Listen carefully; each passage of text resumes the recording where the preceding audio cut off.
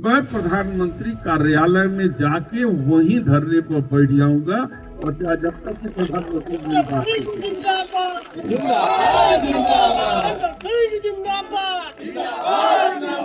किस कानून में कह दिया है कि रात के 9 बजे आप किसी के घर में चले जाए? ये आप प्रशासन है, आप पे हमको भरोसा होना चाहिए, आप पे विश्वास होना चाहिए, न कि आपसे डर होना चाहिए। तो जब ऐसा दबाव बनाएंगे तो हम लोग जरूर आपके सामने इनके पक्ष में खड़ा होने के लिए आएंगे। अब इसके लिए आपको लाठी चलाना हो, आपको गोली चलाना हो, आपको जो करना, हम समझवादी लोग हैं, पीछे हटने वाले नहीं। तो इसलिए सालबंडी गली के अलावा कोई और रास्ता विकल्प में है कि नहीं? आप किस एक्ट के तहत, जैसे लैंड एक्विजिशन एक्ट के तहत आप अधिग्रहित कर रहे हैं, या जो प्रचलित बिल्डर और जो माफिया लोग जैसे काम करते हैं कि एक मकान खरीद लिया, दूसरा खरीद लिया, तीसरा खरीद लिया और बीच वाले को धमकी देने लगे कि खाली करो, बेच दो नहीं तो खाली करो।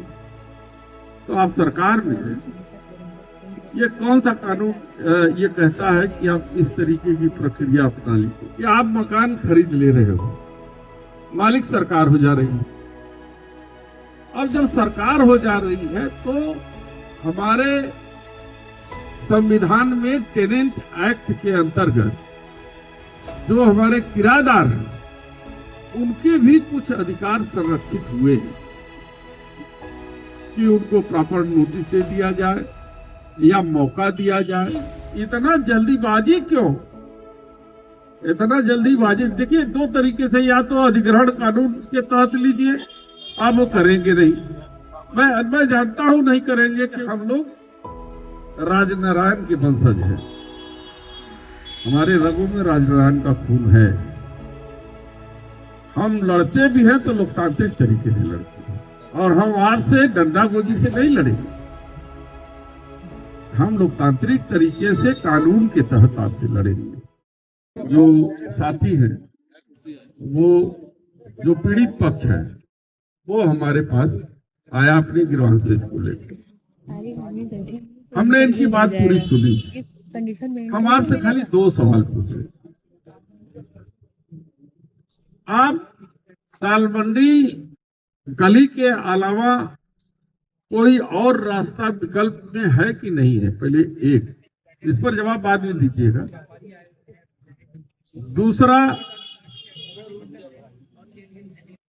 कि वही में बोल रहा है, आप किस एक्ट के तहत, जैसे लैंड एक्विजिशन एक्ट के तहत आप अधिग्रहित कर रहे हैं, या जो प्रचलित बिल्डर और जो माफिया लोग जैसे काम करते हैं कि एक मकान खरीद लिया, दूसरा खरीद लिया, तीसरा खरीद लिया और बीच वाले को धमकी देने लगे कि खाली करो, बेच दो नहीं तो खाली करो।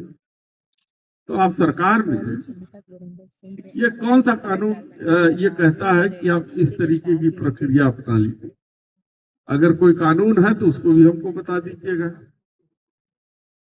तीसरा सवाल ये आता है कि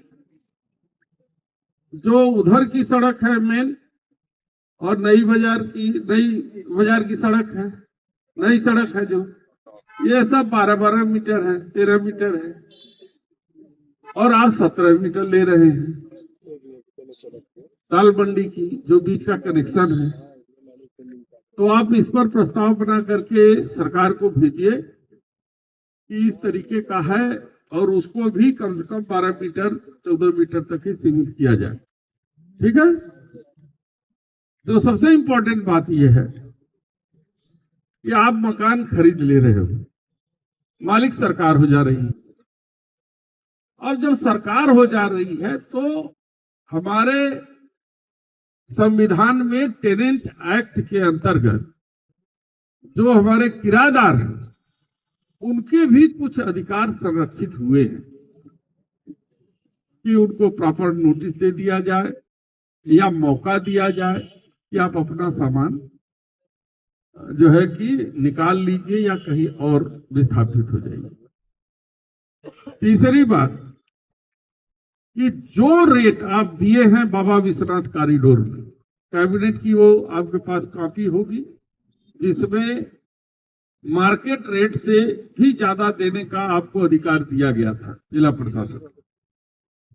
उसी रेट में अगर दाल मंडी गली के मकानों को लेना है तो उसी रेट में आप इनको भी लीजिए, क्योंकि दो आंख करेंगे तो एक मैसेज खराब जाएगा कि उधर आपने ज्यादा दिया और इधर आप कम दे रहे हैं, और लोगों को जो है दिक्कतों का सामना करना पड़ेगा।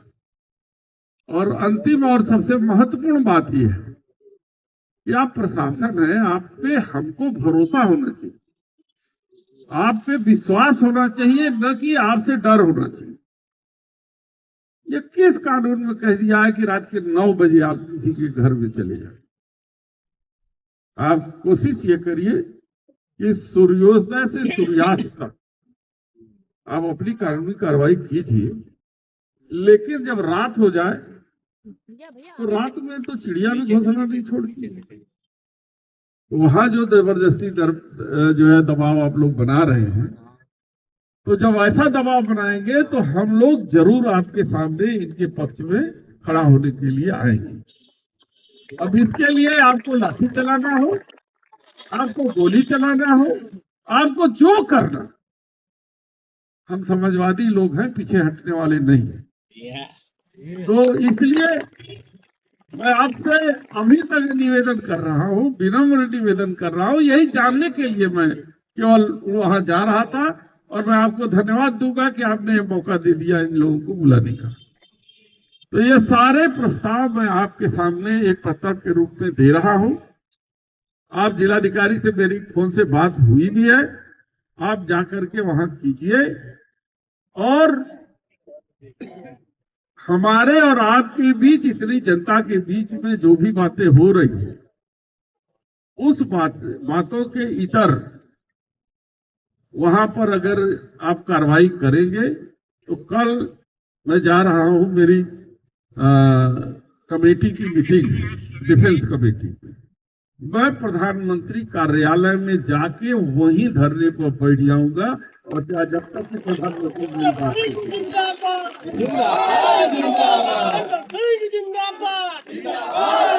ये जान लीजिए कि हम लोग राजनारायण के वंशज हैं, हमारे रगों में राजनारायण का खून है।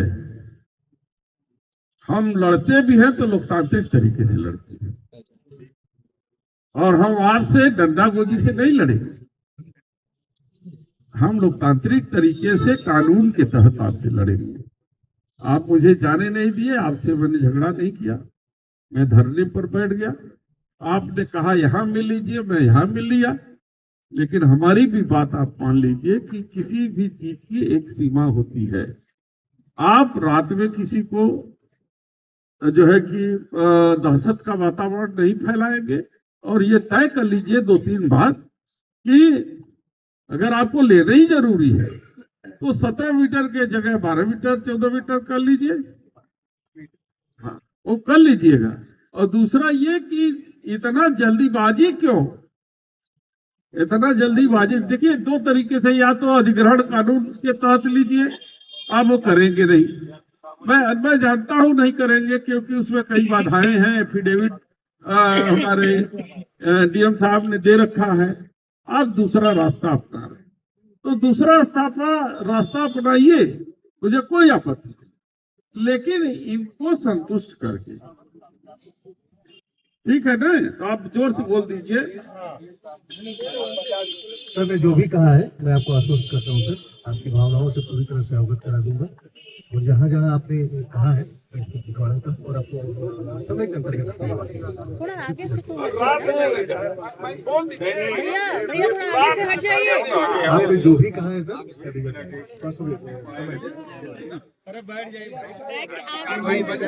इस वाले गड़बड़ करेंगे, बैठिए जैसे हैं आप लोग का रात के बाद होती है। मैंने बोल दीजिए कि रात को नहीं देखो भाई, आपकी जो भी भावना है सर, उसका हम लोग ख्याल रखेंगे और आदर करेंगे, निश्चित रहे आप।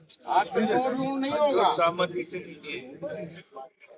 ये सब लोग कोई विरोध करने वाला नहीं है, खाली इनकी सहमति लीजिए और इनको विस्थापित करने का जितनी जगह है। अच्छा और कॉरिडोर में जो विश्रांत कॉरिडोर में व्यापार जो किराएदार थे उनको भी मुआवजा दिया था, उनको भी विस्थापित किया था।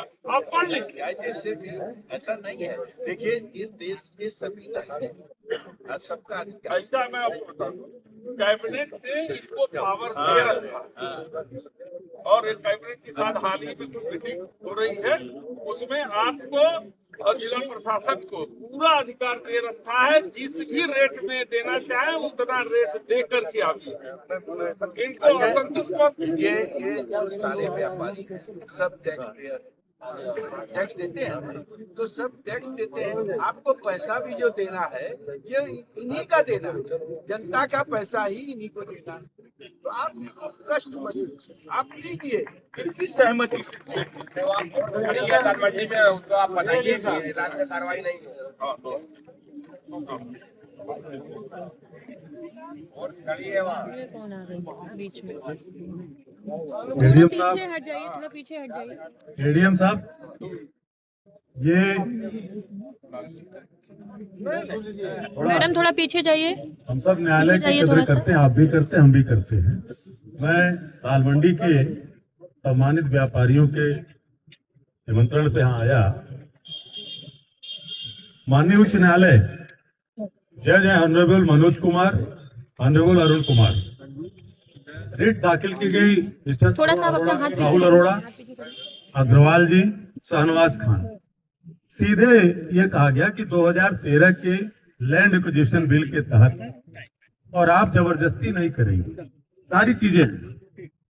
हमारा जो सांसद जी ने भी सवाल किया, क्योंकि सर आप आए, अच्छा है लगा, लेकिन 2013 को जिस पे इंगित किया है माननीय उच्च न्यायालय ने, उस पे जिला प्रशासन आज तक उसका क्या प्रक्रिया है कि हम किसके तहत आपकी जमीन को लेंगे, किसके तहत आपको मुआवजा देंगे। दूसरा, 2013 में प्रतिस्थापन की बात है, कई यहाँ पे किराएदार है, मकान मालिक बेच रहा है, तो जो 40 साल से किराएदार उसका प्रतिस्थापन कहाँ करेंगे। ये सारे सवाल मैं इसलिए कर रहा हूँ कि ये 5वें महीने की ऑर्डर शीट है, इसके उस पे माननीय आपके जिला प्रशासन का क्या जवाब है? सर ने अभी बताया है और आप बताइए। सर ने अभी बताया है, मैं भी उच्च अधिकारियों को अवगत कराऊंगा और जो भी थोड़ा पीछे डिसीजन होगा करिए, आगे वालों को। एक सेकंड, मैं इस चीज से देखिए विश्वास दोनों हाथों से चलेगा, दोनों हाथों से तालियां बजेंगी।